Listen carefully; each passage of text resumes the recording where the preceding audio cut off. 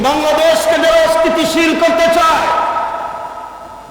যারা এই তরুণ জওয়ান যুবকদের রক্তের উপর দিয়ে ক্ষমতায় যেতে চায়, আমরা বলে দিচ্ছি এই ক্ষমতার জন্য শুধু একটা নির্বাচনের জন্য যুবকেরা জীবন দেয় নয়। বাংলাদেশ থেকে পুরা ফ্যাসিস্ট সিস্টেমকে বিলুপ্ত করে ফ্যাসিস্টের সমর্থন সহযোগী যারা, তাদেরকেও পলায়ন করে যেতে হবে। মনে রাখতে হবে, এই দেশ, এই সমৃদ্ধ সোনার বাংলা, এটা আজ আমাদের কাছে আমানত। আমি খুব সংক্ষেপ করে কথাগুলো বলছি, মনে রাখবেন, যারা বিভিন্ন ভাবে বিভিন্ন কৌশলে এই জমিন থেকে আল্লাহর দ্বীনকে মুছে দেওয়ার ষড়যন্ত্র করে, মনে রাখবেন, হামলা মামলা জেল জুলুম দিয়েও এই দেশের এই জনপদ থেকে দ্বীনকে, ইসলামী আন্দোলনের কর্মীদেরকে মুছে দেওয়া যায় নাই।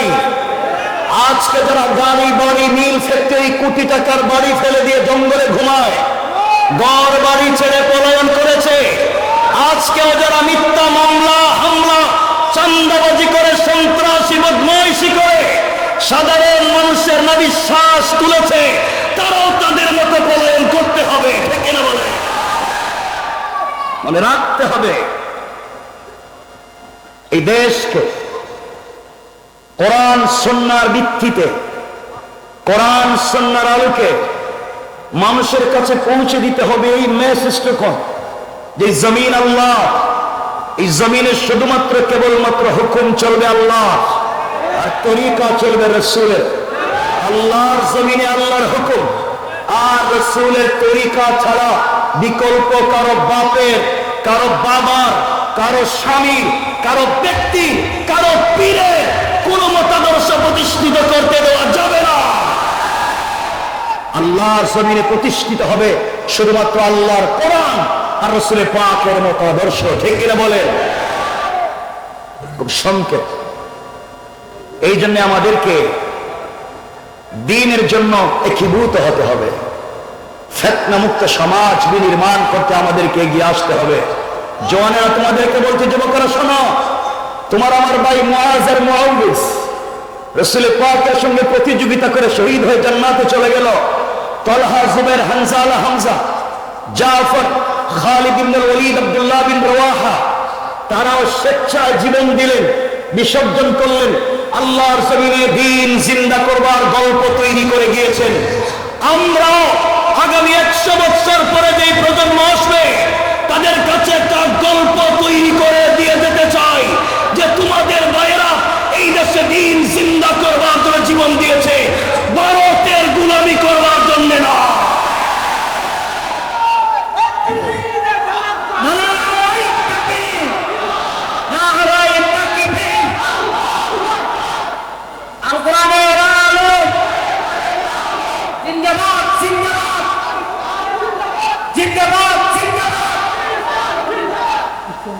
বন্ধুগণ, কষ্ট হচ্ছে আপনাদের? আমি লম্বা সময় মাঠে ছিলাম না, আপনারা জানেন কি, বাধ্য হয়ে আমাকেও দেশের বাইরে থাকতে হয়েছে। কতদিন ছিলাম না। আমি শুধু এতটুকুন বলতে চাই, জওয়ানেরা, তোদেরকে বলছি, এই যুবকেরা, তোমাদেরকে আবার বলছি, আমরাই পারবো, আমরাই পারবো। মানে রাখবেন যুবক, তোমাদেরকে বলছি, পড়ালেখায় মন দাও। শিক্ষাই একটা জাতিকে, শিক্ষাই একজন ব্যক্তিকে তার কল্পনার চাইতে বেশি দূর নিয়ে যেতে পারে। এজন্য আমাদেরকে বেশি করে পড়তে হবে, চর্চা করতে হবে, কোরআনকে থিসিস করতে হবে, কোরআনকে অ্যানালাইজ করতে হবে। দেখো, মাজলুমের পক্ষে কোরআনকে কথা বলছে, আমরা সেদিকে যাচ্ছি। আমার মুসলমান বন্ধুগণ, গভীর মনোযোগ। জমিনে যখন জুলুম ছড়িয়ে পড়ে, জালেমদের গুনাহ যখন জমিনে বেড়ে যায়, আল্লাহ রাব্বুল ইজ্জত ওয়াল জালাল কোরআনে কারীমে তার বন্ধু হাবিবুল্লাহ রাসূল পাক সাল্লাল্লাহু আলাইহি ওয়াসাল্লামকে কি মেসেজ দিলেন, কি ইনফরমেশন বার্তা দিলেন আমাদেরকে বুঝাবার জন্য। আল্লাহ কোরআনে বলছেন, ওয়া মা লাকুম লা তুকাতিলুনা في سبيل الله আল্লাহ রাব্বুল ইজ্জত ওয়াল জালাল বলেন মুসলমানেরা তোমাদের কি হয়েছে আল্লাহ বলেন তোমাদের কি হয়েছে তোমরা কেন যুদ্ধ করো না তোমরা কেন কিতাল করো না তোমরা কেন প্রতিবাদ করো না তোমরা কেন প্রতিরোধ গড়ে তোলো না তোমরা কেন ঐক্যবদ্ধ হও না ওই সমস্ত মানুষের পক্ষে যারা বলে ওয়াল মুস্তাদাফিনা মিনার রিজালি ওয়াল নিসাই ওয়াল বিলদান যেই দেশের বৃদ্ধ বৃদ্ধা যেই দেশের নারী যেই দেশের ছোট ছোট বাচ্চারা জালেমের শিকার হয় জুলুমের শিকার হয় জালেমের জুলমে আক্রান্ত হয় আল্লাহর কাছে চিৎকার করে বলছে যেই দেশের মাজলুমেরা যেই দেশের বৃদ্ধ বৃদ্ধারা যেই দেশের ছোট ছোট বাচ্চারা আল্লাহর কাছে ডাক দিয়ে বলছে আল্লাহ আল্লাযীনা ইয়াকুলুনা রব্বানা আখরিজনা মিন হাযিহিল ক্বরয়াতিজ যালিমি আহলুহা হে আমাদের রব রব্বানা হে আমাদের পালনকর্তা আখরিজনা আমাদেরকে বের করে নিয়ে আসো মিন হাযিহিল ক্বরয়াতিজ যালিমি আহলুহা যে এলাকার মানুষ জালেম যেই শহরের মানুষ জালেম যেই জনপদের মানুষ জালেম চৌকিদারের টেবিল থেকে নিয়ে পার্লামেন্ট পর্যন্ত জালেমেরা ভরে যায় যেখানে চৌকিদারের টেবিল থেকে নিয়ে প্রাইম মিনিস্টারের টেবিল পর্যন্ত জুলমে ভরা দুর্নীতিতে ভরা আয় আল্লাহ এই দেশে আমরা কোরআনের কথা বলতে পারি না আয় আল্লাহ আমরা তোমার দ্বীনের আওয়াজ বুলন্দ করতে পারি না আয় আল্লাহ তাআলা তোমার রাসূলের তরিকার কথা সমাজে বলতে পারি না আমাদেরকে নির্যাতন করা হয় আমাদেরকে গুম করে ফেলে দেওয়া হয় দুনিয়ার জমিন থেকে আমাদেরকে তুলে দেওয়া হয় আয় আল্লাহ তাআলা আমাদের বাচ্চাদেরকে কিডন্যাপ করা হয় আমাদের সন্তানদেরকে গুলি করে প্রতিবন্ধী বানিয়ে দেওয়া হয় আয় আল্লাহ ওই দেশে থাকতে পারবো না আমাদেরকে ওখান থেকে নিয়ে যাও আর জালেমের রাজ্যে আমাদেরকে যদি মাজলুম বানিয়ে তুমি রাখতে হয় তোমার কাছে দুই জিনিস চাইলাম এক নাম্বার ওয়াজআল লানা মিন লাদুনকা ওয়ালিয়া হে আল্লাহ তাআলা জালেমের রাজ্যে তুমি যদি আমাদেরকে রাখতে হয় জালেমের গ্রামে তুমি যদি আমাদেরকে রাখতে হয় আয় আল্লাহ এভাবে ঠেলে দিও না ওয়াজআল লানা মিন লাদুনকা ওয়ালিয়া আমাদের জন্য একজন লিডারের ব্যবস্থা করে দাও আমাদের জন্য একজন নেতার ব্যবস্থা করে দাও যেই নেতার নেতৃত্বে আমরা আন্দোলন করে জীবন যৌবন বিসর্জন করে ওই নেতাকে সামনে রেখে আল্লাহর রাসূলের মতো তার সাহাবায়ে কেরাম যেভাবে তার হাতে হাতে হাত রেখে জিহাদের বায়াত নিয়েছে আমরাও ওই নেতার নেতৃত্বে আন্দোলন করে বাংলাদেশ নামক রাষ্ট্রটাকে দ্বীন কায়েমের জায়গা তৈরি করতে চাই শুধুমাত্র নেতা দিলেই হবে না আমরা জানি তুমি শুধু নেতা দিলেই বিজয় আসবে না রাসূল পাককে বদরের যুদ্ধে নেতা বানিয়েছো এরপরও সাহায্য দিয়েছো আয় আল্লাহ আমরা তোমাকে বিশ্বাস করি শুধু নেতার মাধ্যমেই জমিনে দ্বীন জিন্দা হবে না তোমার সাহায্য লাগবে এরপরে শব্দে বললাম ওয়াজআল লানা মিন লাদুনকা নাসীরা আয় আল্লাহ শুধু নেতা দিলে হবে না সাহায্যের প্রয়োজন আছে তুমি আমাদেরকে সাহায্য দান করো আমরা বলতে পারি আল্লাহ তুমি আমাদের জন্য ওমরের মতো একজন নেতা বানায়া দাও যার হাতে হাত রেখে আমরা বায়াত নিতে পারি আমাদের কেমন ভাবে সাহায্য নাযিল করো রাসূল পাক যেভাবে মক্কা থেকে হিজরত করে মদিনায় যাওয়ার পথে পুরো দুনিয়ার কাফেররা তাকে মারতে চাইলো তুমি তাকে সাহায্য করে হেফাজত করে দিয়েছো আমাদেরকেও তুমি সাহায্য করো আমরাও কথা দিলাম আমাদের শরীরে এক ফোঁটা তাজা রক্ত থাকতো তোমার দিনকে বাংলাদেশে বুলন্ডিত হতে আমরা দিতে পারি না, ঠিক কিনা? আমার বন্ধুগণ, কথা বুঝবেন। মুসলমানরা আল্লাহর কাছে বলছে, আল্লাহ আমরা তো জুলমের শিকার, তুমি কি আমাদেরকে একজন লিডার দিবা না? তুমি কি আমাদেরকে সাহায্য করবে না? আমরা এই জনপদে দিন জিন্দা করতে চাই। আল্লাহ জবাব দিচ্ছেন, আল্লাহ কথা শুনছেন। এই যে এখানে 1 মিনিট আপনাদেরকে একটা কথা বলার জন্য বলছি। আমি যে বললাম যে রব বলেছেন হাসবি আল্লাহ, তোমরা আমাকে যথেষ্ট মনে করো। পুরা দুনিয়া এই মাঠে যারা আছে সবাই তোমার বিরুদ্ধে বন্দুক হাতে নিয়ে, অস্ত্র হাতে নিয়ে দাঁড়িয়ে আছে তোমাকে মেরে ফেলবার জন্য। ও জওয়ান, রব তোমাকে বলছে, গোলাম শোনো, পুরা দুনিয়া যদি তোমার বিরুদ্ধে দাঁড়িয়ে যায়, তুমি আমি আল্লাহকে যথেষ্ট মনে করে তুমি দাঁড়িয়ে যাও। পুরা দুনিয়া তোমার বিরুদ্ধে দাঁড়িয়ে গেল, কেউ না থাকলেও আমি রব আছি। তোমার কথা কেউ না শুনলেও শুনবেন। আওয়াজ করে বলেন কে? ওই কেমনে আমরা 1 মিনিট ওই কথাটা শেষ করে মূল আলোচনাকে সংকেত করব। ঘটনা বলছিলাম। আমার মুসলমান বন্ধুগণ, গভীর মনোযোগ। আল্লাহ রাসূল যেদিন হিজরত করে মক্কা থেকে মদিনায় যাবেন, হিজরতের ঘটনা বলছি না, শুধু 1 মিনিট শোনেন। গভীর রজনীতে জিবরিল আমিন হাজির হয়ে গেলেন, ডাক দিয়ে বলছেন, ইয়া রাসূলুল্লাহ, ইয়া হাবিবাল্লাহ, পয়গম্বরে আরবি, আপনি ঘুম থেকে উঠে যান। আল্লাহর রাসূল ঘুম থেকে উঠে গেলেন, ওযু করলেন, 2 রাকাত সালাত পড়লেন। জিবরিল আমিন বলছেন, ইয়া রাসূলুল্লাহ, আল্লাহ তাআলা আপনাকে হিজরতের কথা বলেছেন ইয়াসরিবের দিকে, খেজুর বাগানের দিকে, মদিনার দিকে।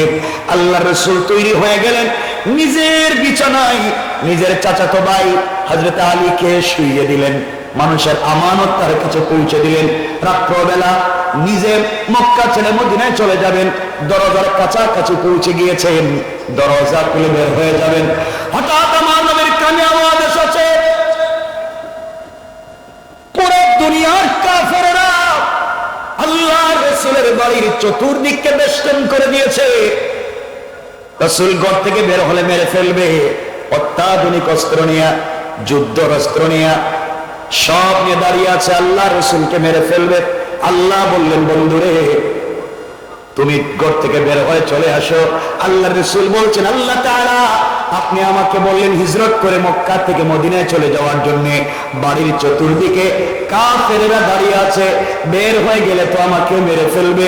আল্লাহ বলছেন, বন্ধু আমার, তুমি শুধুমাত্র চলার পথে আমাকে যথেষ্ট মনে করে আমার কোরআন থেকে তেলাওয়াত করে ঘর থেকে বের হয়ে যাওয়ার দায়িত্ব তোমার। আর পুরা কাফেরদের সামনে তোমাকে হেফাজতে জিম্মাদার স্বয়ং আমি আল্লাহ। আল্লাহ রাসূল দরজায় পৌঁছে গেলেন, দরজায় হাত দিয়েছেন, দরজা খুলবেন। এমন সময় আল্লাহকে ডাক দিয়ে বলছেন, আল্লাহ আমি জানি আপনি আমাকে বাঁচাবেন, এতে কোনো সন্দেহ নাই, আপনি আমাকে হেফাজত করবেন, এতে সন্দেহ নাই। ওয়ালাকিন লিয়াতমাইন্না কলবি, কিন্তু অন্তরে প্রশান্তি পাই না। আল্লাহ তুমি যদি আত্মরক্ষা করবার জন্য কিছু আমাকে দিতা, তাহলে আমার পরবর্তী উম্মতেরা শিক্ষা নিতে পারত, বিপদের সম্মুখীন হলে আত্মরক্ষা করা যায়। কিন্তু যারা অস্ত্র নিয়ে সন্ত্রাসী করে তাদেরকে কেউ সন্ত্রাসী বলে না। মুসলমান ছাত্ররা হাতে যদি একটা লাঠিও নেয় আত্মরক্ষা করার জন্য, ওই মুসলমান সন্তানদেরকে যারা জঙ্গি সন্ত্রাসী বানায়, তারা হলো এই জমানার পিতৃ পরিচয়হীন হারামজাদা।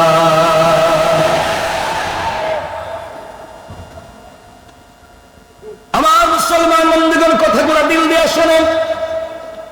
আল্লাহ বলছেন, বন্ধুরে কথা দিয়েছি তোমাকে হেফাজত করব গোটা দুনিয়ার সামনে, এরপরে তুমি আমাকে বলছো আত্মরক্ষার ব্যবস্থা করে দিতে। বন্ধু, হাতের মধ্যে কিছু কঙ্কর নিতে পারো, হাতের মধ্যে কিছু বালি নিতে পারো, হাতের মধ্যে কিছু পাথর নিতে পারো, আমাকে যথেষ্ট মনে করে কোরআন থেকে এখানে একটা ফু দিয়া সামনের দিকে নিক্ষেপ করতে পারো, কেউ তোমাকে দেখবে না। আল্লাহ রাসূল মুস্কি হেসে বলছেন, আল্লাহ তাআলা আমাকে আপনি বললেন ওদের হাতে অত্যাধুনিক অস্ত্র, ওরা ট্যাঙ্ক নিয়ে নেমে যায়, আমাদের ছাত্ররা রাস্তায় নামছে খালি হাতে, ওরা ইচ্ছা মতো পাখির মতো গুলি করেছে। মনে রাখবেন এই দিন তো শেষ হয়ে গেল, দুনিয়ায় আজকে কিয়ামতের আগ পর্যন্ত জবাবদিহি করতে হবে আল্লাহর আদালতে। আল্লাহর সামনে তোমাদেরকে আসামি বানাই আমরা বিচার দিলাম, কোন ঠিক কিনা? আমার বন্ধুদের এক পর্যায়ে আল্লাহ ডাক দিয়ে বলছেন, বন্ধুরে কঙ্কর গুলার দায়িত্ব তোমার, নিক্ষেপ করার হিফাজতের জিম্মাদার আমি। সংকেত কথা রসুলের পাক, বালি অথবা কঙ্কর অথবা পাথর হাতে নিলেন, দরওয়াজা খুললেন, সামনের দিকে নিক্ষেপ করলেন, ডাইনে বামে পিছনে চতুর্দিকে কাফের। আল্লাহ রসুল সামনের দিকে নিক্ষেপ করলেন, তাকায়া দেখেন চতুর্দিকের কাফেরদের চোখে চোখে পৌঁছে গিয়েছে।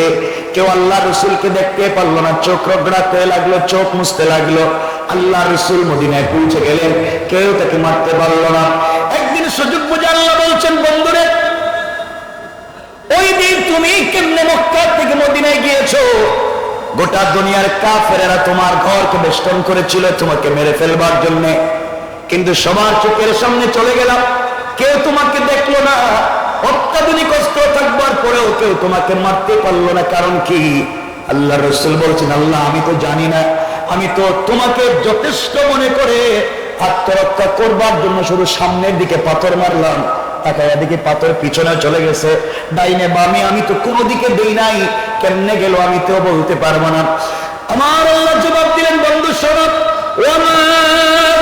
رميت إذا رميت ولكن الله رمى। আল্লাহ বলছেন, বন্ধুরে তুমি যখন আমার উপরে ভরসা করে সামনের দিকে পাথরগুলো নিক্ষেপ করেছিলা, ওটা তোমার হাত থাকে নাই, ওটা আমি আল্লাহর কুদরতের হাত হয়ে গিয়েছে, আর আমার হাত দিয়া সকল কাফেরদের চোখে চোখে পৌঁছে দিয়েছি। আল্লাহু আকবার। আল্লাহ পাক বলছেন, তোমরা আমার উপরে ভরসা করো। আমরা ভরসা করবো কার উপরে? আওয়াজ করে বলেন, কার উপরে? একথা যদি বিশ্বাস থাকে, যুবকেরা খুব বেশি কথা বলছি না, একথা যদি বিশ্বাস থাকে তাহলে তোমাদেরকে বলছি, যারা এই দেশকে আবার অস্থিতিশীল করতে চায়, যারা বাংলাদেশে মানুষকে ভারতীয় চিকিৎসা দিতে বলছে, আমরা দিতে পারবো না, আমরা চিকিৎসা দিতে পারবো না, আমরা তাদেরকে আমাদের দেশে আসতে দিব না, বাংলাদেশের কনসুলেটকে জ্বালিয়ে দিবে, আঘাত করবে। আমরা মনে করছি মুসলমানেরা, শোনো, আমরা গরুর প্রস্রাব খাই না, আমরা দুধ পান করে বড় হয়েছি, আমরা সমৃদ্ধশালী জাতি। আমাদের বিরুদ্ধে যদি কেউ দাঁড়িয়ে যায়, তাদের অস্তিত্ব এই সমাজে থাকবে না, থাকবে না, থাকবে না, ঠিক কিনা বলে?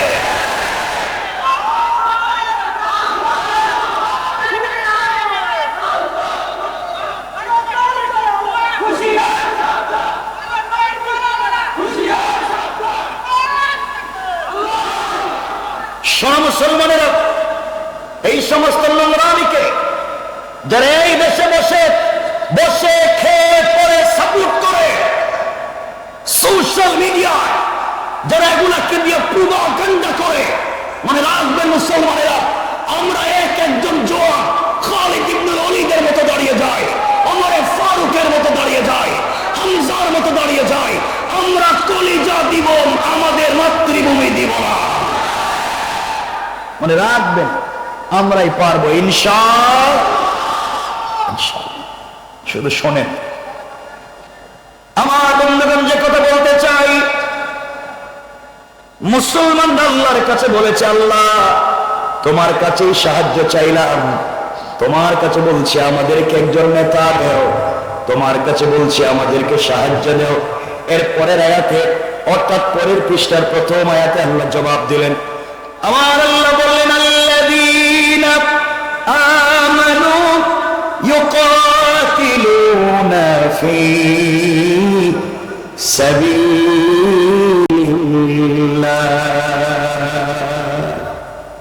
আল্লাহ রাব্বুল ইজ্জতুল জালাল বলছেন, মুসলমানেরা তোমাদের চিন্তার কোনো কারণ নাই, আল্লাযীনা আমানু, যারা ঈমান এনেছে, যারা নিজেদেরকে মুমিন দাবি করে, ভদ্র ভালো মানুষ দাবি করে, তারা তোমাদের পক্ষে প্রতিবাদ করবে, তোমাদের পক্ষে প্রতিবাদ করবে, সহযোগিতা করবে, সাপোর্ট দিবে। আর যদি দেখো মুমিন দাবি করার পরেও, দাড়ি জুব্বা পাঞ্জাবি পাগড়ি থাকার পরেও মাজলুমের পক্ষে দাঁড়ায় না, আল্লাহ বলছেন কারা? ওয়াল্লাযীনা কাফারু ইউকাতিলুনা ফী সাবিলিত তাগুত। আল্লাহ রাব্বুল ইজ্জত ওয়াল জালাল বললেন, এত কিছুর পরেও যারা মাসলুমের পক্ষে দাঁড়ায় না, নামাজ ঠিক আছে, দাড়ি ঠিক আছে, জুব্বা ঠিক আছে, পাঞ্জাবি ঠিক আছে, তসবিহ ঠিক আছে, এত কিছুর পরেও যদি দেখো মাসলুমের পক্ষে দাঁড়ায় না, আল্লাহ বলছেন ওরা কারা তোমরা শুনে রাখো, ওরাই হলো এই জামানার আব্দুল্লাহ ইবনে উবাই ইবনে সালুল। কোন ঠিক কিনা? মুসলমানরা আল্লাহর কাছে বলছে, আল্লাহ তাইলে আমরা এখন কি করব বলেন, কেমনে যুদ্ধ করব? আল্লাহ বললেন, শোনো, ফাকাতিলু আউলিয়া শাইতান। আল্লাহ বলেন মুসলমানেরা যুদ্ধ করো। এটা লাগবে না, এটা বন্ধ করো। হ্যাঁ, ওদিকে চলে যাবে, ওটা লাগবে না, শুধু একটু চা খাওয়াইতে পারলে ওটা দিলে সাউন্ডের দিকে চলে যাবে। কষ্ট হচ্ছে আপনাদের? একটু হাত তুলে দেখান কার কার কষ্ট হয়।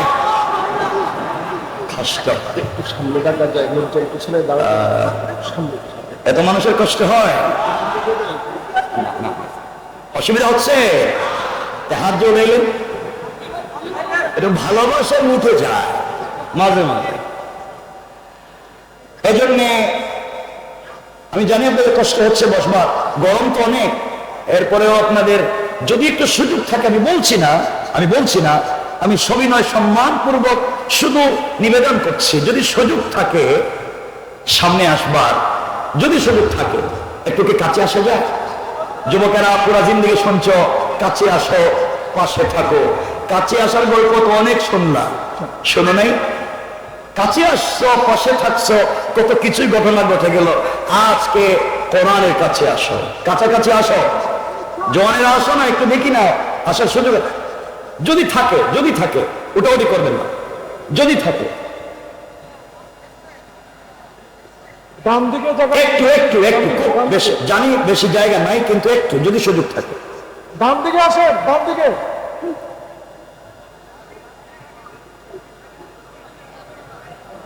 একটু কথা বলা যাবে না, কিন্তু কথা বললে তো সৌন্দর্য নষ্ট হয়ে যাবে। বাবা এটা তো এই যে এটা নাড়াচ্ছে কেন? ভাই কথা বলা যাবে না, 1 মিনিট সময় দিয়েছে, শুধু সুযোগ থাকলে সামনে আসে। আমরা বেশি কথা শুনবো না ইনশাআল্লাহ, কম সময় রেখে দেবো। ভাই ওটা নাড়াইয়া নিচে নামাই উঠে দেবো। এই যে না, এই যে মুরব্বী একটু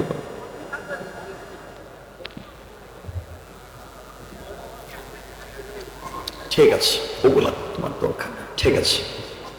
আমার কথা শোনা যায়? একটা তাকবীর দেওয়া যাবে, আওয়াজ করে দেওয়া যাবে, লিল্লাহি তাকবীর। এটা জওয়ানদের না, রাসূল পাকের সাহাবীরা 30 দিন হয়ে গেছে যুদ্ধ করলেন, যুদ্ধের ময়দানে জয়লাভ পাঠালেন, সাহাবায়ে কেরাম তাদের লিডারের কাছে পাঠালেন, যুদ্ধ জয়লাভ করতে পারছি না, তারা বললেন সকালবেলা ফজরের সালাতে মেসওয়াক করো আর তাকবীর ধরে দাও। তাকবীর ধরে দিলেন তো কাফেররা কেল্লা গ্রাম দেশ ছেড়ে পলায়ন করছে। আমরা কি পারবো না ইনশাআল্লাহ? এটা জওয়ান পারে না, একটা তাকবীর তুলতে কি পারে না কেউ? নাই।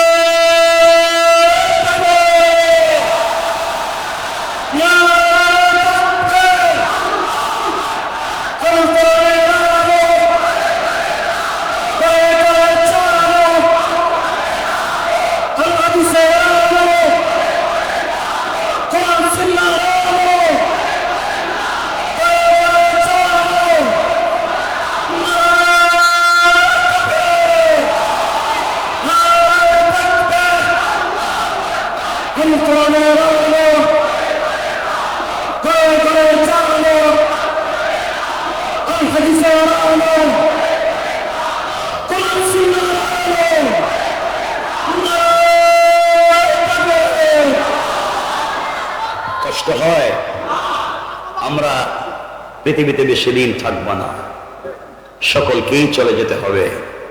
রবের কাছাকাছি আমাদেরকে দাঁড়াতে হবে। রব যদি আমাদেরকে জিজ্ঞাসা করে, তোমাকে হায়াত দিয়েছিলাম, তোমাকে চমৎকার একটা সোসাইটি দিয়েছিলাম, তুমি ওখানে দিন জিন্দা করতে পারলে না, দিনের দাওয়াত দিতে পারলে না, তোমরা কোনো জবাব দিতে পারছি না। আমার বন্ধুগণ, কথাকে সংক্ষেপ করে বলবার জন্য আমরা সামনের দিকে যাই। আল্লাহ পাক রব্বুল ইজ্জত ওয়াল জালাল বলছেন, ফাকাতিলু আউলিয়া আশ-শাইতান। ও মুসলমানেরা, তোমরা এই সমাজের শয়তানদের বিরুদ্ধে যুদ্ধ করো। আল্লাহ বলেন নাই, আল্লাহ বলেন নাই তোমরা ইহুদি, বৌদ্ধ, খ্রিস্টান, কাফেরের বিরুদ্ধে যুদ্ধ করো, ওই আয়াতে বলেন নাই। আল্লাহ বলছেন ফাকাতিলু, তোমরা যুদ্ধ করো, কাতাল করো, প্রতিবাদ করো আউলিয়া আশ-শাইতান, শয়তানের ওলিদের বিরুদ্ধে, শয়তানের লিডারদের বিরুদ্ধে, যারা পর্দার আড়ালে থেকে থেকে শয়তানি দিয়ে এবং বুদ্ধি দিয়ে থাকে, যারা পলায়ন করা বুদ্ধি দিয়ে থাকে। মনে রাখবে, শয়তানের লিডার কারা? শয়তানের লিডার কারা? যারা এই সমাজে নিজেদেরকে মুসলমান দাবি করে, কাফেরদের পক্ষে যারা ওকালতি করে, জালেমদের পক্ষে যারা দাঁড়িয়ে যায়, মুসলিমের রক্ত নিয়ে যারা শয়তানি বদমাইশি করে, তারা হচ্ছে এই জমানার সব থেকে বড় আবু লাহাব আর আবু জাহাল।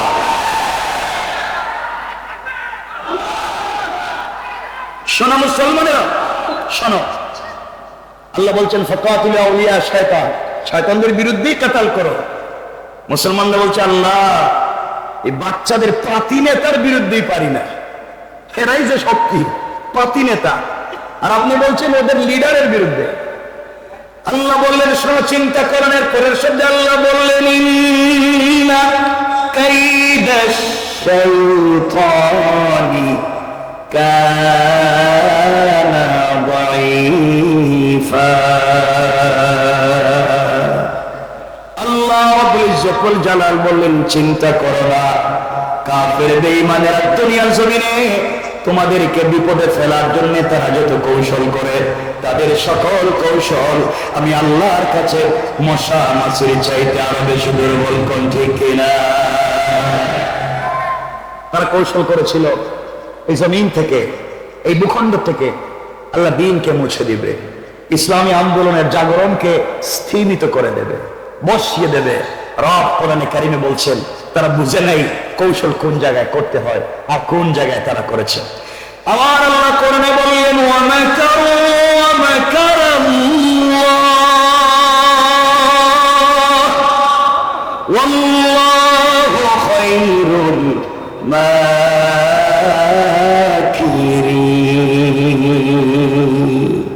আল্লাহ বলছে, তারা কিসের কৌশল করছে? তারা জানে না আমার মহান রবের কৌশল তাদের চাইতে আরো হাজার হাজার গুণ বড় কুশলী হচ্ছেন কে? আর জোরে বলেন কে? আল্লাহ। সুতরাং এই জমিনকে সমৃদ্ধ করতে হলে, এই জমিনকে চমৎকার করতে হলে ফেন্সিডিল, ইয়াবা, সুদ, ঘুষ, শয়তানি নাফরমানি সকল সেক্টর থেকে কোন একটা টেবিল না, চৌকিদারের টেবিল থেকে নিয়ে প্রাইম মিনিস্টার, প্রেসিডেন্টের টেবিল পর্যন্ত সকল দুর্নীতি মুক্ত একটা সমাজ এবং রাষ্ট্র ব্যবস্থাই যদি গড়ে তুলতে হয়, লাগবে একমাত্র কেবলমাত্র আল কোরআন। কি লাগবে? আল কোরআন যদি এই সমাজে প্রতিষ্ঠিত হয়ে যায়, শুধু মানুষ নয়, সকল সৃষ্টি জীব তার অধিকার ফিরে পাবে। কথা বলছেন না কেন? এই জন্য আমরা ফিতনা করব না। মনে রাখবেন, আমার কথা রাগ করতেছেন? শুধুমাত্র নামাজ পড়লাম, শুধুমাত্র কালিমা পড়লাম, এই পরিচয় দিয়ে আপনি আমি জান্নাতে যেতে পারবো না। কালিমা পড়লাম, এই পরিচয় দিয়ে জান্নাতে যেতে পারবো না। কথাগুলো বুঝবেন। যারা ইউনিভার্সিটিতে পড়ছেন অথবা যারা ইউনিভার্সিটিতে পড়েছেন, আপনারা জানেন ইসলামিক স্টাডিজ একটা বিভাগ আছে, আছে না? ওখানে মুসলমান সন্তানদের পাশাপাশি, মুসলমান ছেলে মেয়েদের পাশাপাশি অনেক হিন্দু, বৌদ্ধ, ইহুদি, খ্রিস্টান, ভিন্ন ধর্মের মানুষও পড়ালেখা করে। তারা কোরআন থিসিস করে, কোরআন অ্যানালাইজ করে, কোরআন গবেষণা করে, ট্রিপল এমএ করে, এমফিল করে, পিএইচডি ডিগ্রি নিয়ে ডক্টর হয়। আমি জানতে চাই, যারা কোরআন সুন্নাহ গবেষণা করে ডক্টরের ডিগ্রি নেয়, তারা কম জানে? বললেন কম জানে? তারা কম বুঝে?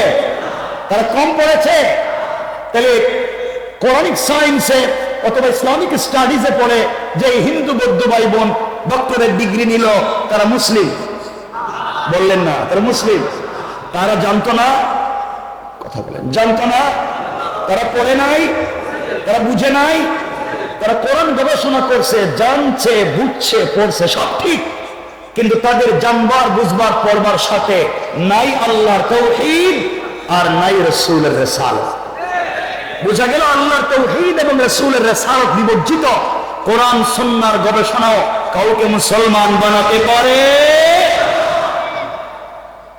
অনেকে বলতে পারেন তো আমরা সালাত পড়ি এই জন্য আমরা মুসলিম। আমি এই যে আল্লাহ পাকের জাতে পাকের শপথ করে বলছি, শুধু সালাত পড়লেই এই পরিচয় দিয়ে জান্নাতে যেতে পারবেন না। রব কোরআনে কারীমে বলছেন ফাওয়াইলুল লিল মুসাল্লিন, অনেক নামাজি তার নামাজি তাকে জাহান্নামে নিয়ে যাবে। কারণ অনেক লোক আছে এই সমাজে নামাজে পড়ে সুদ খায়, আছে না নাই? অনেক লোক আছে নামাজে পড়ে ঘুষও খায়, আছে না নাই?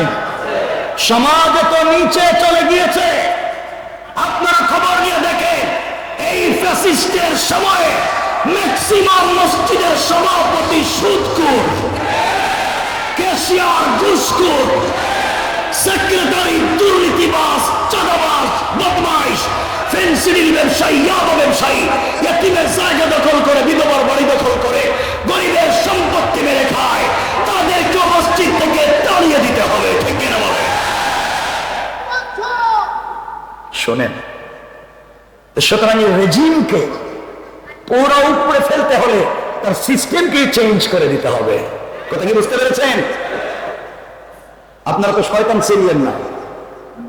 আপনারা শয়তান মারার জন্য মক্কায় যান, হজে। গত হজের আগের হজে দেখলাম হাজি সাহেব হজে গিয়া জামারাতে শয়তান রে কঙ্কর মারতেছে, পাথর মারতে হয় না? মারতে মারতে বোধহয় রাগ উঠে গেছে, জুতা খুলে মারতেছে। শয়তান পুরা দেশে মাইল লেগে যায়, আর তুই এখানে বসে রইছিস। আমি আপনাদের কাছে জানতে চাই, যে শয়তানকে 10 লাখ খরচ করে জুতা মারতে গেলেন মক্কায়, এই শয়তান বাংলাদেশে দুর্নীতি করছে? কথা বলে আইছিল এখানে?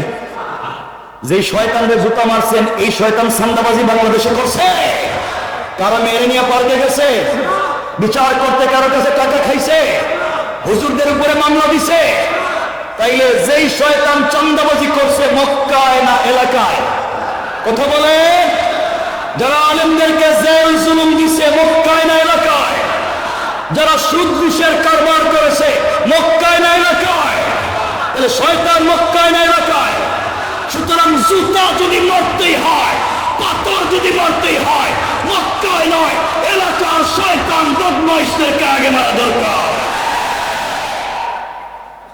রেজিম এখানে, পাথর মারে মক্কায়। কষ্ট পাইলেন?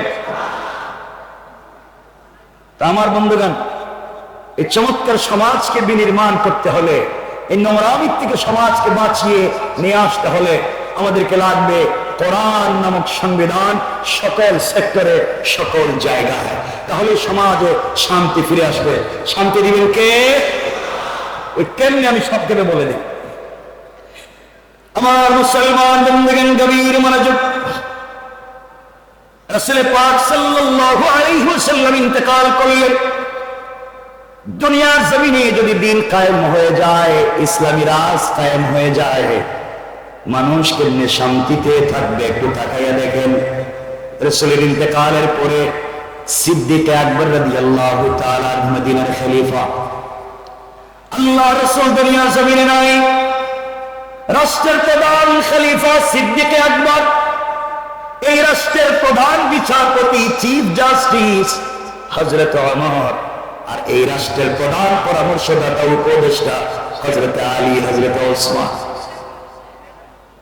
চমৎকার হয়ে দেশ চলতে লাগলো। কথাগুলো শোনেন। হযরত সিদ্দিক আকবর ফজরের সালাত পড়ে মসজিদে বসা, এমন সময়ে হযরত ওসমান চলে এসেছেন। ওসমান এসে ডাক দিয়ে বলছেন, খলিফাতুল মুসলিমিন, আমিরুল মুমিনিন সিদ্দিক আকবর, আপনার কাছে আমি একটা কথা জানতে চাই। সিদ্দিক আকবর বলেন তো, মদিনা নামক রাষ্ট্র আল্লাহ রাসূলের পরে আপনি কি দিয়া চালান? সিদ্দিক আকবর বলছেন, ওসমান রে, আল্লাহ রাসূল ইন্তেকাল করেছেন, আমি তো রাষ্ট্র চালাই কোরআন দিয়া, রাসূলের সুন্নাত দিয়া। ওসমান ডাক দিয়ে বলছেন, আবু বকর, কথা যদি সত্য হয় আমি জানতে চাই, যেই রাষ্ট্রের কোরআন দিয়া চলে, যেই রাষ্ট্রের পূর্ণাঙ্গ সংবিধান আল কোরআন, ওই রাষ্ট্রে যদি একজন নাগরিক না খেয়ে মারা যায়, আল্লাহর আদালতে কি আপনাকে জবাবদিহি করতে হবে? আবু বকর দাঁড়িয়ে গেলেন, চোখের পানি ছেড়ে দিলেন, আর ডাক দিয়া বলছেন, ওসমান, যেই রাষ্ট্র কোরআন দিয়া চলে, এই রাষ্ট্রের একজন নাগরিক যদি না খেয়ে মারা যায়, তার কথা তো অনেক পরে। এই রাষ্ট্রের একটা বিড়াল যদি না খেয়ে মারা যায়, একটা কুকুরও যদি বিনা চিকিৎসায় মারা যায়, আল্লাহর আদালতে খলিফাকে জবাবদিহি করা লাগবে। আল্লাহু আকবার। ওসমান ডাক দিয়া বলছেন, কথা যদি সত্য হয়, তারিখে ইবনে জারির তাবারিতে লিখে, ওসমান বললেন, সিদ্দিক আকবর, কথা যদি সত্য হয়, আমি আপনার কাছে জানতে চাই, এই মাত্র আসলাম, আপনার রাষ্ট্রের একজন নারী 3 দিন হয়ে গিয়েছে, আজকে 4th দিন, সকাল শুরু হয়ে গেল, ওই মহিলার ঘরে কোনো খাবার নাই, আপনি খলিফা, আপনার রাষ্ট্রের একজন নাগরিকের খবর নিতে পারলেন না, আপনার কোন সংস্থা খবর নিতে পারল না, ব্যাপার কি? সিদ্দিক আকবর চোখের পানি ছেড়ে দিলেন, ডাক দিয়ে বলছেন, ওসমান রে, ও আমার ভাই, আমি নতুন খলিফা, সবার খবর ঠিক মতো নিতে পারি নাই, এই জন্য হয়তো সমস্যা হয়েছে। তুমি যেহেতু বলে দিয়েছ, আজ থেকে 3 বেলা এই মহিলার বাড়িতে খাবারের ব্যবস্থা করে দিলাম, রাষ্ট্রীয় কোষাগার থেকে, বাইতুল মাল থেকে। ওসমান ডাক দিয়ে বলছেন, আবু বকর, তাই সত্য, আপনি খাবার পৌঁছে দিবে, কিন্তু আমি জানতে চাই, এই মহিলা একেবারেই বৃদ্ধা, এই মহিলা বিধবা, এই মহিলার স্বামী নাই, এই মহিলার কোন সন্তান নাই, মহিলা চোখে দেখে না, এমন একজন মহিলার বাড়ি খাবার পৌঁছে দিলে কে খাইয়ে দিবে, কে রান্না করে দিবে, কে তার ঘর মুছে দিবে, কে ওই মহিলার সেবা করবে? আপনার কাছে আমি জানতে চাই। হযরত আবু বকর বলছেন, ওসমান রে, এই মুহূর্তে আমার কাছে এই মহিলার খিদমতের জন্য আমার কাছে কোনো খাদেম নাই, আমার কাছে এই পরিমাণ পয়সা নাই, যেই পয়সা দিয়ে মহিলার বাড়িতে মানুষ নিযুক্ত করতে পারবো, কর্মচারী দিতে পারবো। পুরা মসজিদ 3 পতন নীরবতা, কেউ কথা বলে না। ওসমান, আবু বকর বললেন, শোনো, আমার দেশে একজন মহিলা, একজন নাগরিক না খেয়ে মারা যাবে, তার বাড়িতে কর্মচারী দেওয়ার মতো কেউ নাই। এমন সময় মধ্যখান থেকে একজন লোক হাত উঠাইয়া দিলেন। সিদ্দিক আকবর বলছেন, কে আপনি? দাঁড়াইয়া যান। উনি দাঁড়িয়ে গেলেন, সিদ্দিক আকবর তাকাইয়া দেখে তার রাষ্ট্রের প্রধান বিচারপতি হযরত ওমর। আল্লাহু আকবার বলেন।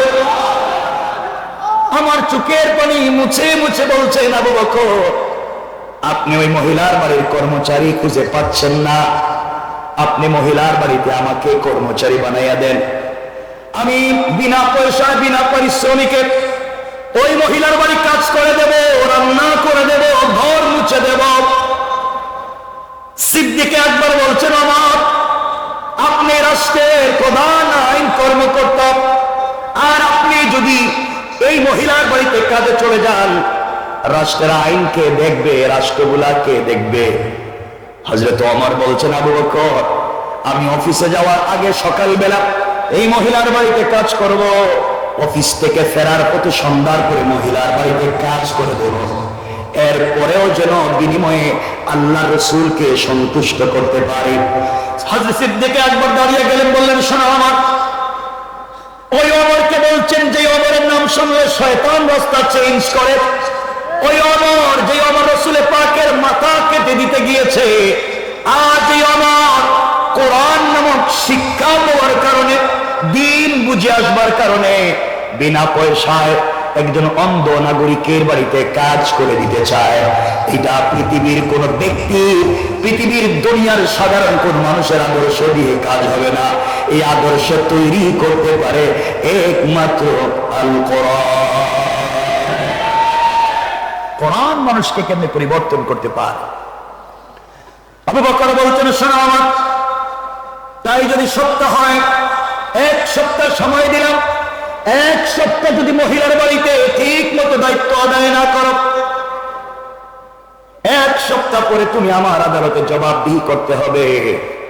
আর যদি ঠিক মতো চলতে না পারো, কিয়ামতের ময়দানে আল্লাহর রাসূলের সামনে আল্লাহর আদালতে তোমার বিরুদ্ধে আমি নালিশ করব। কথা সংক্ষেপ করে দিচ্ছি, সময় নিচ্ছি না। পরের দিন সকালবেলা ফজরের সালাত পড়ে নাস্তা সেরে হযরত ওমর অফিসে যাওয়ার আগে ওই মহিলার বাড়ি পৌঁছে গেলেন। দরজায় নক করে বলছেন, মা, আমি আপনার বাড়ির নির্ধারিত খাদেম, রাষ্ট্রের পক্ষ থেকে আমাকে চাকরি দিয়েছে, বলেন আপনার কি করে দেওয়া লাগবে, রান্না করে দেওয়া লাগবে কিনা, ঘর মুছে দেওয়া লাগবে কিনা জানতে চাই। ঘরের ভিতর থেকে ক্ষীণকায় আওয়াজে একজন মহিলা ডাক দিয়ে বলছেন, যুবককে তোমাকে চিনতে পারলাম না। যুবক রে, তুমি আসার প্রায় 3 ঘন্টা আগে আরেকজন যুবক এসে আমার ঘরের সবগুলা কাজ করে দিয়ে চলে গিয়েছে। আমার চিন্তায় পড়ে গেলেন, দায়িত্ব আমার, রাষ্ট্রের পক্ষ থেকে কর্তব্য আমার, কে করে দিয়ে আমাকে বিপদে ফেলে দে।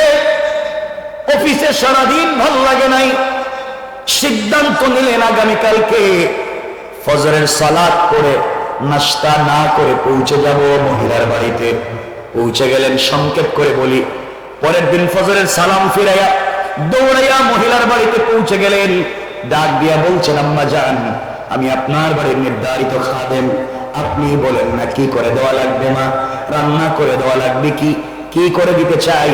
মহিলার জবাব দিচ্ছেন, বাবারে, আজও তুমি আসতে দেরি করে ফেলেছ। তুমি আসার 2 ঘন্টা আগে আরেকজন যুবক এসে আমার ঘর মুছে দিয়া আমাকে গোসল করাইয়া রান্না করে নিজের হাতে আমাকে খাইয়ে দিয়ে চলে গিয়েছে। আমরা নিজেকে সামনে রাখতে পারলেন না, ব্যাপার কি? আমি এত বড় পরীক্ষায় পড়েছি, কে ওই কাজ করে আমাকে বিপদে ফেলে দেয়। পরের দিন সিদ্ধান্ত নিলেন, ফজরের সালাতের আগে, তাহাজ্জুদের সালাতের পরে ওই মহিলার বাড়ি পৌঁছে যাবেন। যেই কথা সেই কাজ। পরের দিন, 3য় দিন, ওই মহিলার বাড়িতে হযরত ওমর পৌঁছে গেলেন ফজরের সালাতের আগে। ডাক দিয়ে বলছেন, মা, আপনার বাড়িতে কি করে দেওয়া লাগবে বলেন, আমি এসেছি, রান্না করে দেওয়া লাগলে বলেন মা। ঘরের ভিতর থেকে মহিলা জবাব দিচ্ছেন, যুবক রে, আজও আসতে দেরি করে ফেলেছ। তুমি আসার প্রায় 1 ঘন্টা আগে আরেকজন যুবক এসে নিজের হাতে আমাকে খাইয়ে দিয়া আমার হাত উপর দিকে উঠাইয়া চোখে দেখি না বিড়বিড় করে কি যেন দোয়া করলো। আমার হাত তার মাথায় বুলাইয়া ডাক দিয়ে বলেছে, মা, আমার জন্য দোয়া করবেন, কিয়ামতের দিনে আল্লাহর আদালতে আমাকে আসামি বানাইয়েন না। এইভাবে কান্নাকাটি করে কি যেন একটা যুবক চলে গেল, আমি বুঝতে পারলাম না। ওমরের মাথা গরম, ঠান্ডা আর হয় না। অফিসে গেলেন, কাজ করতে ভালো লাগে না। পরের দিন সিদ্ধান্ত নিলেন, আজকে তাহাজ্জুদের সালাতের আগে যাব। তাহাজ্জুদের সালাতের আগে নাঙ্গা তরবারি হাতে নিয়েছে, কুশমুক্ত তরবারি, যুদ্ধের পোশাক পরেছেন। আর সিদ্ধান্ত নিয়েছেন, আজ আর কোনো কথা শুনতে পারি না, যারাই পাবো তার শরীর থেকে মাথা আলাদা করে দিব। আমাকে বিপদে ফেলে দিয়েছে, এত বড় বিপদগ্রস্ত কি আমাকে করা যায়? কেমনে কাজ করলো কে? সংক্ষেপ কথা, হযরত ওমর তাহাজ্জুদের সালাতের আগে পৌঁছে গেলেন। ওই মহিলার বাড়ির দরজার সামনে গিয়ে দেখে মহিলার ঘরের ভিতরে মিটমিট করে আলো জ্বলে, আর গুনগুন করে একটা জোয়ানের কথা শোনা যায়। হযরত ওমর বললেন, এবার তুমি আমার হাতে ধরা পড়ে গিয়েছো, আর বাঁচবা না। এই বলে তরবারি হাতে নিয়ে অন্ধকারে দাঁড়িয়ে আছে, দেখলেই মেরে ফেলবে। কিছুক্ষণ পরে ওই ঘরের ভিতর থেকে জোয়ানেরা শোনা, কোরআন যদি জমিনে জিন্দা হয়ে যায়, কোরআনের বিধান যদি প্রত্যেকটা সেক্টরে কায়েম হয়ে যায়, দুর্নীতির বিরুদ্ধে আন্দোলন করা লাগবে না, এমনি মানুষগুলোর পরিবর্তন হয়ে যাবে তাদের চরিত্রের, কারণ কোরআন বলেছে চরিত্রের পরিবর্তন করে দেবে। আমার বন্ধুগণ আমার দাঁড়িয়ে আছেন, এমন সময় দেখে একজন যুবক ঘর থেকে বের হয়ে মিটমিট পা দিয়ে চলে যায়। আমার চিৎকার করে বলছে, যুবক দাঁড়িয়ে যাও।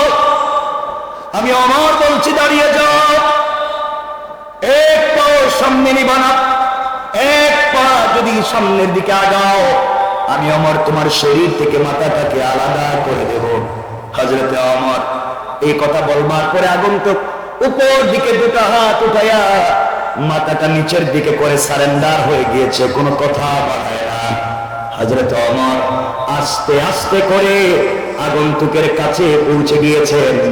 আগন্তুকের কাছে গিয়া আগন্তুকের চেহারার দিকে তাকায়া ওমর নিজেকে আর সামলিয়ে রাখতে পারলেন না, আর সহ্য করতে পারলেন না, হাতের তরবারি ফেলে দিলেন। আর এই যুবকটাকে জড়িয়ে ধরে আসমানের দিকে তাকাইয়া ডাক দিয়া বলেছে, আল্লাহ,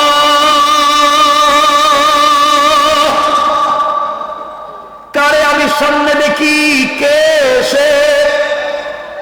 আমার তাকে দেখে যে লোকটা সামনে দাঁড়াইয়া চোখের পানি ছেড়ে দিয়া হাত উপর দিকে ওঠায়া সারেন্ডার হয়ে দাঁড়িয়ে আছে, সে আর কেউ না, তিনি হলেন মদিনার রাষ্ট্রের খলিফা হযরতে আবু বকর। আল্লাহ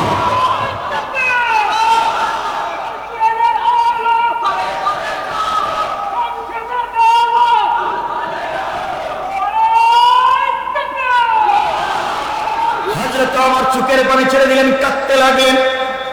ভাই আবু বকর, আপনি এখানে কেন? কেন এই মহিলার ঘর থেকে আপনি বের হয়েছেন জানতে চাই।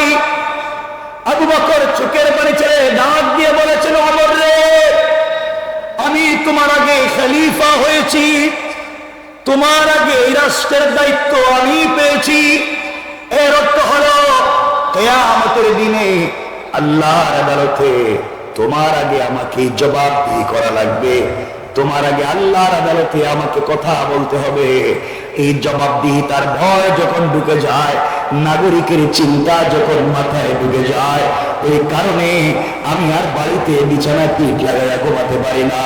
তোমার আগে আগে মহিলার বাড়ির কাজগুলা আমি করে দিয়ে যাই। আল্লাহু আকবার। চিন্তা করেন, একটা রাষ্ট্রের খলিফা কি পরিমাণ বিনয়ী হতে পেরেছেন। কে বানিয়েছে? আল কোরআন বানিয়েছে। আল কোরআনের শিক্ষাই পরিবর্তন করে। আমার বন্ধুগণ আমার তাকায়া দেখেন পায়ের মধ্যে জুতা নাই। ডাক দিয়া বলছে, আবু বকর, তোমার পায়ে জুতা নাই কেন বলো? আবু বকর ডাক দিয়া বলছেন, ভাই ওমর রে, আমি রাষ্ট্রের খলিফা, এতে কোনো সন্দেহ নাই, কিন্তু চামড়ার জুতা পরবার মতো পয়সা আমার নাই। আমি একটা কাঠের খড়মের জুতা পরি, গভীর রজনীতি জুতা পরে মদিনার রাস্তায় যদি পাথরের শক্ত রাস্তা দিয়া হাঁটি, খটখট আওয়াজ হবে, মানুষের ঘুম ভেঙে যাবে।